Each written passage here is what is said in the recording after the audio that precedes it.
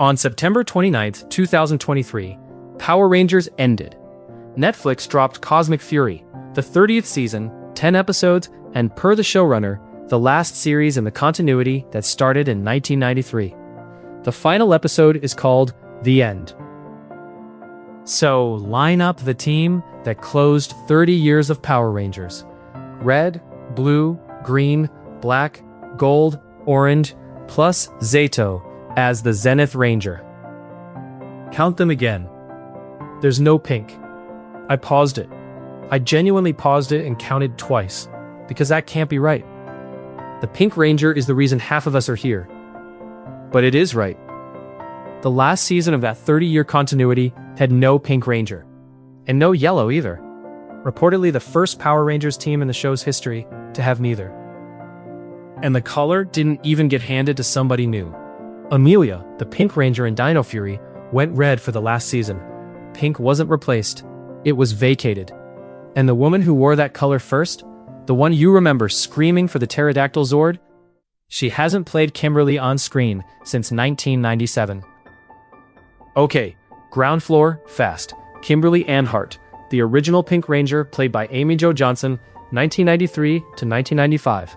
She asked to leave partway through season 3, and the show built about 10 episodes of arc to write her out. A different shade of pink. Last appearance as the character, Turbo, the 1997 movie, and nothing since then. Now here's the part that makes this video exist. It isn't sentimental, it's structural. The door was open. David Yost came back for Cosmic Fury. Billy Cranston, the original Blue Ranger, mentoring that last season, building the team's morphers and cosmic orbs, and credited in all 10 episodes. And the showrunner teased that Billy wouldn't be the only returning legacy character. So, a legacy ranger did come back for the ending. Not as the kid carrying the team anymore, but as the mentor who builds the gear. That's the door. And I know what you're doing right now. You're going, mate, they were never getting her, she's done with it. Hold that thought. We're gonna test it properly, instead of wishing it away. First, the honest bit. Nobody has ever said why Kimberly wasn't in Cosmic Fury. Not Hasbro, not a producer, not Amy Jo Johnson. I have looked, and I can't find a statement anywhere. And nobody knows if she was even asked. That silence is the whole reason I'm making this. An open question is not the same thing as a closed door. So, here's where we split off. 2022. In this timeline, Cosmic Fury is being assembled, and they go after Amy Jo Johnson, the way they went after David Yost. And the offer is one she says yes to. Kimberly Hart is in the last season of that 30-year continuity. Before we build it, I want something from you, and be specific. Which original Ranger do you most want back on screen? And not just bring them back. What would you want them to do? Give me the scene. Who's in the room? What happens? What's the last line? One scene, in the comments. I read these, genuinely, and I'll build videos out of the best ones. That's how half this channel gets made. If we're doing this properly, we have to deal with the actual problem, because the lazy version of this video just says, and then she showed up. And that's worthless. Here's the constraint in her own words. She wasn't in Once and Always, the 30th anniversary special, April 2023. Reports said she'd turned it down over money. Her answer, quoting, "Please stop saying I didn't do reunion because of money. Simply not true. Maybe I just didn't want to wear spandex in my 50s. Or couldn't go to New Zealand for a month." And earlier, "For the record, I never said no. And separately, I just didn't say yes to what was offered." That's her denying the money story explicitly on the record. Cosmic Fury, filmed in Auckland, New Zealand. Same country, same problem. So this version doesn't get to hand-wave it. It has to solve a real puzzle. A role built around a schedule, not a stunt team. Which we already have the template for. The Billy shape. A legacy character who mentors and builds the gear, rather than one carrying a full season of fight days. So, the offer that gets a yes in this timeline isn't, come be the Pink Ranger again, 26 years later, for a full season shoot. It's come be the person who made Pink mean something, on your terms and on your calendar. And I know some of you want the suit. I get it. But the suit is what turns this from a plan into a fantasy. So picture episode 1. It's called Lightning Strikes, and Billy's in it. In this timeline, there's a second voice on that channel. Not a surprise cameo 40 minutes from the end of it all. Episode 1, minute 10, established. And this is the bit I'd argue with anybody about. The cameo version, she walks in for the finale, everyone gasps, credits roll, that's worthless. It's a merch drop. The reveal you want isn't Kimberly's alive. It's Kimberly's been in this fight the whole time, and you're only meeting her now. That changes the shape of the season, because now she's load-bearing. Every episode after has somewhere to put her, which is where it gets genuinely interesting for you, if you are a pink kid. Because here's what her being there forces the show to confront. In the real season, having no Pink Ranger is a quiet production fact. Nothing in the coverage suggests the show ever stops to remark on it. It just happens. And to be fair, it isn't the first Power Ranger season to go without a Pink Ranger. What makes this one different is that it's reportedly the first team in the show's history with neither a pink nor a yellow. And orange reportedly turns up as a brand new color for the franchise. And nobody has ever explained why Amelia switched either. So I'm not going to invent a reason for you. But now drop Kimberly into it. Because the second she's in the room, that absence has to get spoken out loud. The woman who wore the color first walks into the last season of that continuity, and there's no pink on the board. That's not a casting gap anymore. That's a scene, a look across a room that needs no dialogue under it. And it changes what the season is about. It stops being about who wears which color and starts being about what the color was ever for. So in this timeline, there's no Pink Ranger stops being a production note and becomes the emotional spine of the whole finale. And you're about to tell me the color doesn't matter. Go on, tell that to anyone who fought over the pink one at recess. Which brings me to the scene I would genuinely pay money for. Hunter Dino plays Amelia, Pink Ranger in Dino Fury, Red Ranger in Cosmic Fury. And she's the first full-time female Red Ranger to lead a team for a whole season. There'd been female Reds before her, Lauren Shiba in Super Samurai for one, but never one who led from day one and held it the whole way. That's real. That's the actual show. Now put her in a chair opposite Kimberly. Think about what those two are to each other. One of them gave up pink in order to lead. The other spent 30 years being the reason pink was worth wanting. Same color, opposite directions. And the show wouldn't have to explain a word of it to you. You've known it since you were 7. And there's a mirror in it. I can't stop turning over. Kimberly handed her powers to Catherine and walked away in 1995. Amelia handed pink away too. Two women, nearly 30 years apart, who both gave that color to somebody else. So the last act wouldn't be a fight. It'd be a conversation about what a handover costs. I want you to properly picture the room. 2 chairs. That's it. No helmets, no Zords, nothing exploding. The first full-time female Red Ranger to lead a season, opposite the first Pink Ranger Power Rangers ever had. 1 room, 1 day, no spandex.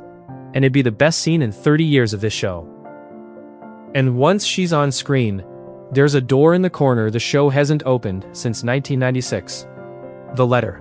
In the Power Rangers Zeo 3-parter, There's No Business Like Snow Business, Tommy gets a letter from Kimberly saying she's found someone else.